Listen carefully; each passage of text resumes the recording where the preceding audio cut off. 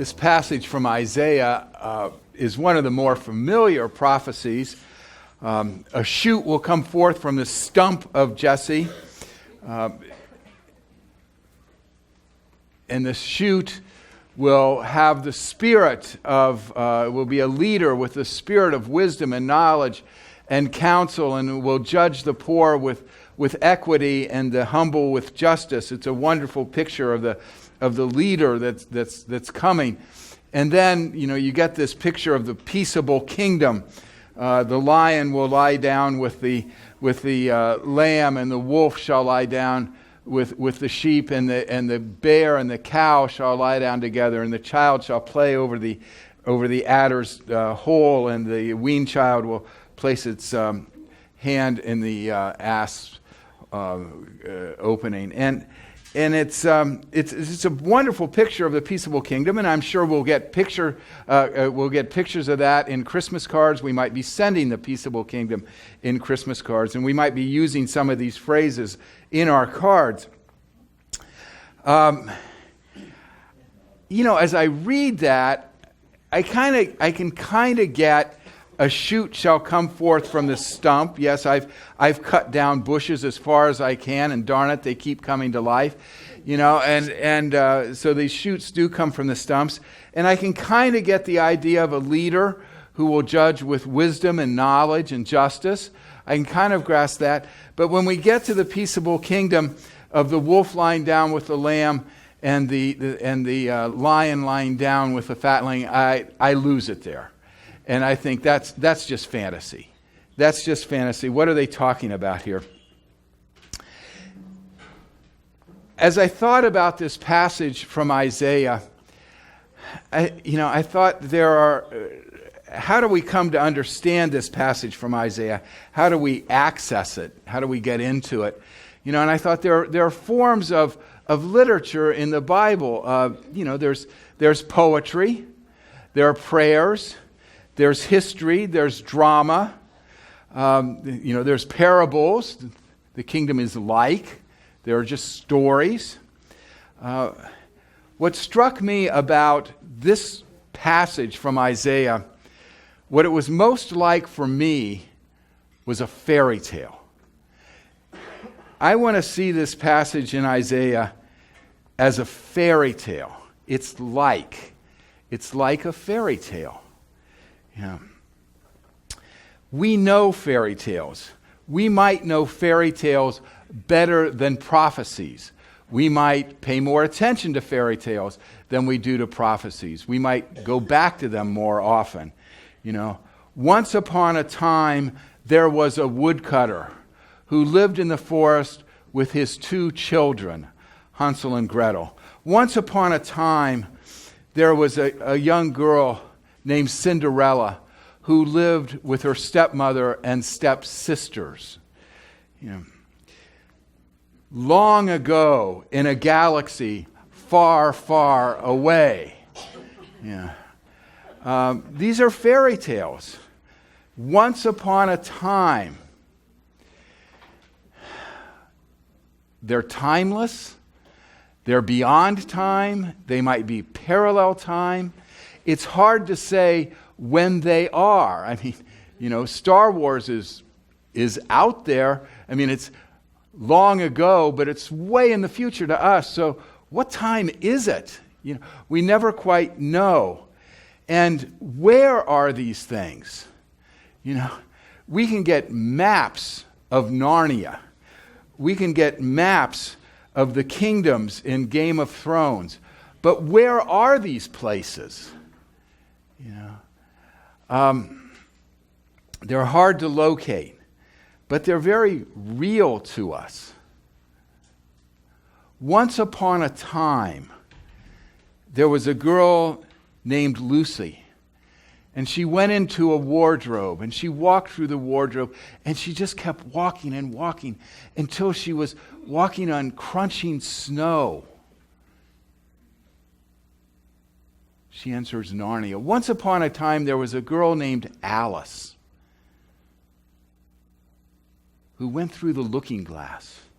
Once upon a time, there was a girl named Dorothy who was transported by a tornado. All of these once upon a times, enter their magical world through kind of ordinary ways, through ways that we understand. And the worlds that they enter are worlds that are given to them. They don't create them. They're just given to them. And they enter these worlds. And these worlds are, nature is different. It's familiar. It's familiar enough, but it's different. Animals talk. Lions talk. Beavers talk. They're populated with dragons and fawns and satyrs. It's a different world. But nature is much more alive. My gosh, in Narnia, trees move and trees talk. It's a different world. And in this world of fairy tales, there's destruction, and there's darkness, and there's death, and there's fear. Narnia begins with it was always winter, but never Christmas. Star Wars opens with the evil in control, and we learn about the rebel forces, and we side with the rebel forces. There are great battles in Lord of the Rings. There's evil in The Wizard of Oz, with the Wicked Witch.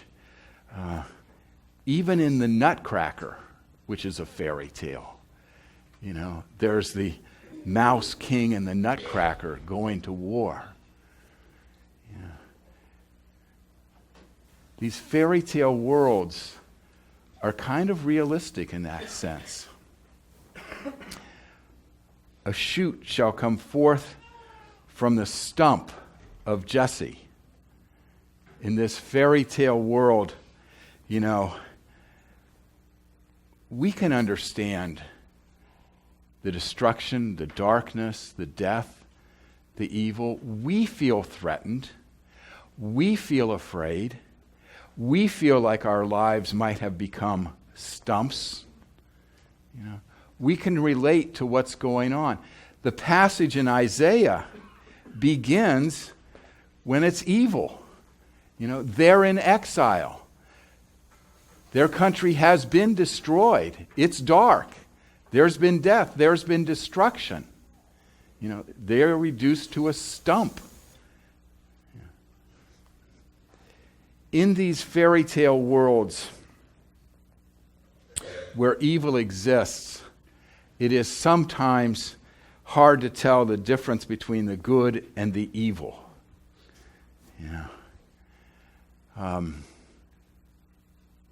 Who's the good king? Who's the bad prince? Is the stepmother good or bad? Do the stepsisters mean well or do they mean evil? How can we tell? One of the things about fairy tales is that ultimately all things are revealed for what they are. And that rings so true with Isaiah. This ruler will judge not by what he sees and not by what he hears, but will judge with truth. He won't judge the poor by what he sees and what he hears, but he will judge with equity. He won't judge the humble by what he sees and what he hears, but will judge with righteousness. Just as in a fairy tale, this person will see things for what they are. Now we see in a mirror dimly, as Paul says, but then we shall see face to face. And in these fairy tales, when all things are revealed for what they are, things are transformed. Think of Shrek. There's a transformation that happens in Shrek. The ugly duckling becomes the swan. The frog becomes a prince. In Narnia, the statues that have been turned to stone by the evil are breathed on by Aslan, and they come to life again. That breath of Aslan is the Holy Spirit. There's a transformation that happens, just as the transformation happens in nature, just as the transformation happens to the stump and it brings forth new life. That's maybe the thing that most attracts us to fairy tales, is this transformation, this idea of hope. Things can change. I can be different. I can know what's what. I can be new. I am really a prince